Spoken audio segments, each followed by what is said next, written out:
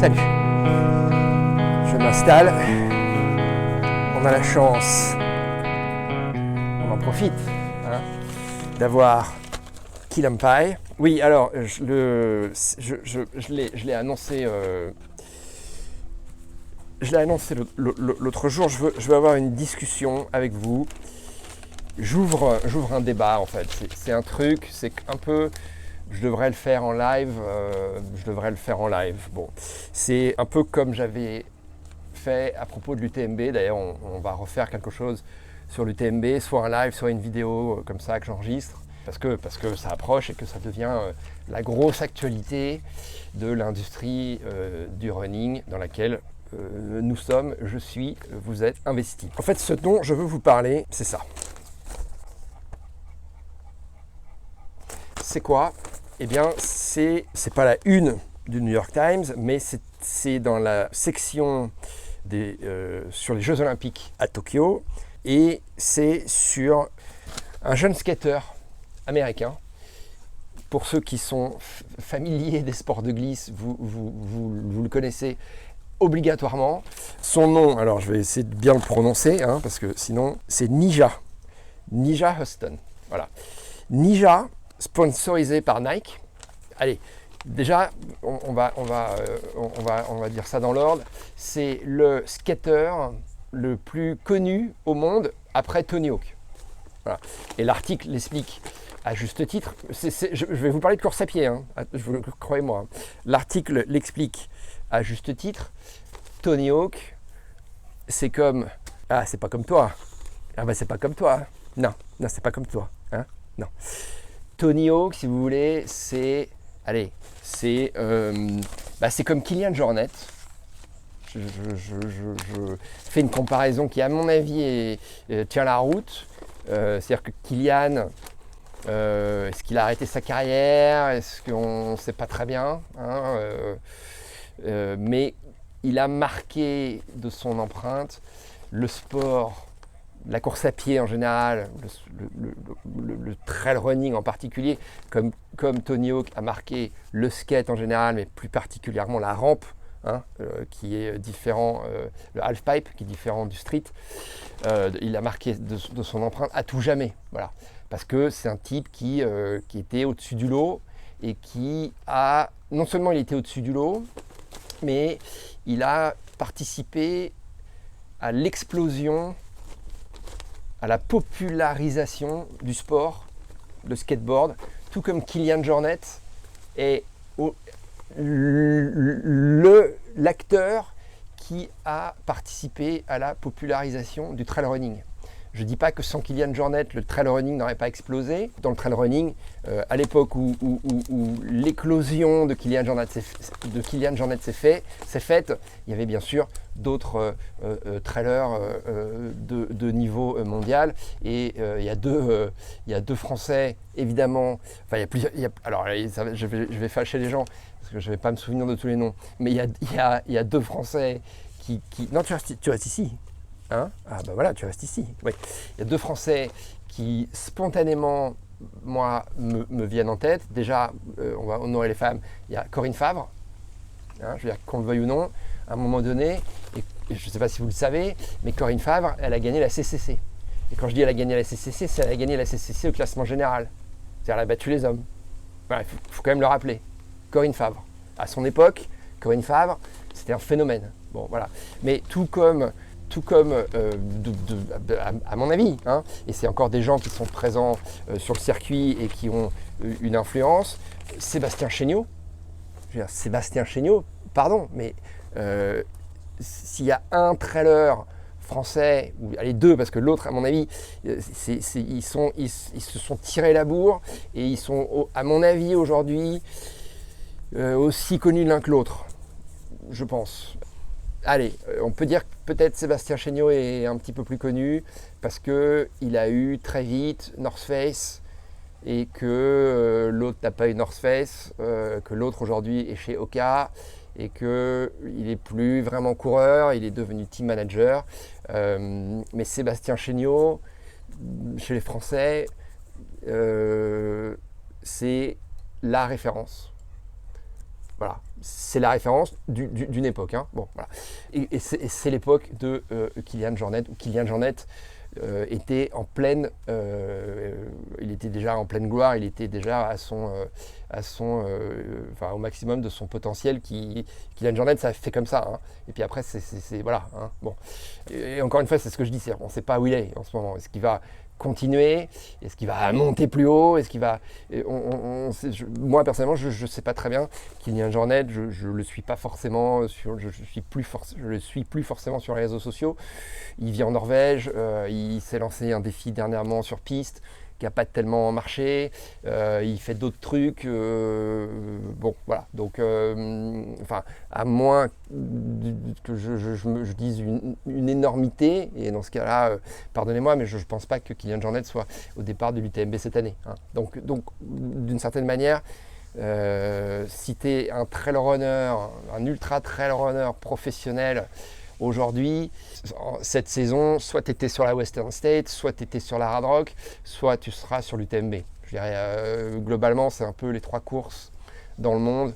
Alors, mais bien sûr, avec Covid, ça empêche certaines nations de se déplacer. On peut débattre de l'importance d'autres courses en Asie, en Afrique, à ma connaissance, il n'y en a pas. Enfin, il y en a, mais ce n'est pas au niveau de l'UTMB. Hein, je ne crois pas que l'Ultra Trail Mont Fuji n'ait jamais été au niveau ni de l'UTMB, ni de Hard Rock, ni de la Western States. Hein. Enfin, c'est quand même aujourd'hui les 3 courses références en Ultra Trail Running. Hein, c'est ça, Western States Californie, Hard Rock Colorado. Western States en juin, Hard Rock a eu lieu en août et l'UTMB fin août. Bref, tout ça pour dire, pardon, j'oublie de le citer, tout comme je connais Sébastien Chéniaud, et parce que je suis journaliste dans le milieu, donc c'est pas, voilà, je n'ai pas la prétention de dire que ce sont des amis, mais c'est des gens que je connais. C'est Julien Chaurier. Hein. Sébastien Chéniaud, Julien Chaurier ont marqué à un moment donné leur époque et ont participé à l'éclosion du trail running en France. Et Corinne Favre, alors j'oublie, il y a sans doute une autre femme, j'ai oublié son nom, qui est médecin. La pauvre, si elle peut, tu restes ici. Ah bah tu restes ici, hein. Ah bah maintenant que tu es là, tu restes ici, hein. Bon, voilà. J'ai oublié son nom, c'est quelqu'un qui est médecin et qui a aussi, à mon avis, à l'époque de Corinne Favre, marqué, enfin à cette époque-là, quoi, hein, c'est les années 2000, quoi. C'est les années 2000, oui, c'est ça, c'est plutôt, oui, les années 2010, parce que le temps passe à une vitesse marquée. J'ai oublié son nom, j'ai perdu son nom. C'est une petite blonde. Pardon, voilà. Donc voilà, donc c'est allez, voilà, 2 femmes, 2 hommes. Passons, c'est pas le sujet. Le sujet, c'est qu'aujourd'hui, le skateboard, et vous allez voir, il y a un lien avec la course à pied. Le skateboard, alors, c'est la première année que le skate est officiellement sport olympique. Bien sûr. Ça n'empêche que Ninja, donc le skateboarder actuel, professionnel, parce que Tony Hawk ne fait plus de compétition, hein. Il a 40 et quelques, il a même 50 ans, je crois, il a eu 50 ans, donc il a pris sa retraite déjà il y a longtemps, donc Tony Hawk, ça reste une référence, mais ça fait longtemps qu'il est plus sur le circuit. Le nouveau Tony Hawk, c'est lui, hein, c'est Ninja Hudson. Ninja Hudson, Nike, enfin athlète Nike et athlète Monster, je crois que c'est ses 2 plus gros sponsors. New York Times, alors le New York Times, c'est loin d'être le quotidien le plus lu dans le monde, parce qu'il y en a beaucoup avant lui, et évidemment, c'est le quotidien, alors étonnamment, hein, le quotidien le plus lu dans le monde, c'est au Japon, je n'ai pas le nom, mais ensuite viennent beaucoup de quotidiens chinois et beaucoup de quotidiens indiens, parce que voilà, c'est le nombre, c'est statistique, il y a tellement de gens dans ces pays que statistiquement, même si même si le pourcentage de population qui lit quotidiennement les journaux est faible, ça reste toujours on n'est pas dans les mêmes ordres de grandeur.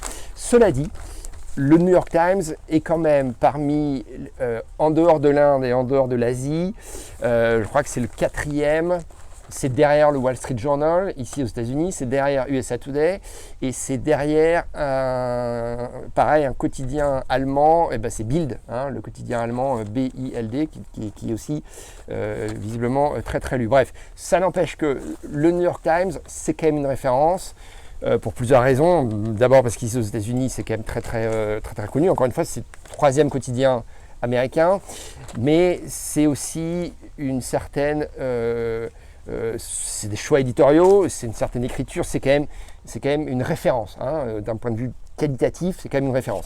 Donc quand le New York Times fait un papier, si tu veux, ça a un impact et ça veut dire quelque chose.